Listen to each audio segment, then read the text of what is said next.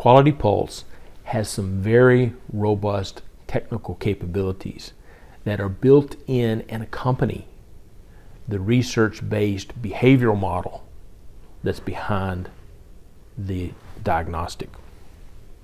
A couple of those key technical capabilities include the underlying data model that accompanies the diagnostic. We work with each of our clients to identify the populations they want to assess, and then are able to put those populations into the assessment, which allows us to do a very robust population analysis. We can determine by looking at a question the distribution of responses. Are there population differences in those responses?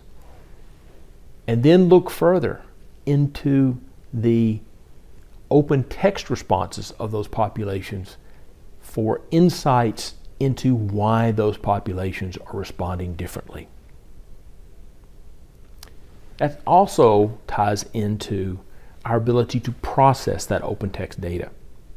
We use natural language processing and sentiment analysis on those open text responses to determine, are these favorable to culture or a healthy quality culture, or unfavorable to a healthy quality culture. And then we can start to see individual insights in the context of the larger scored questions.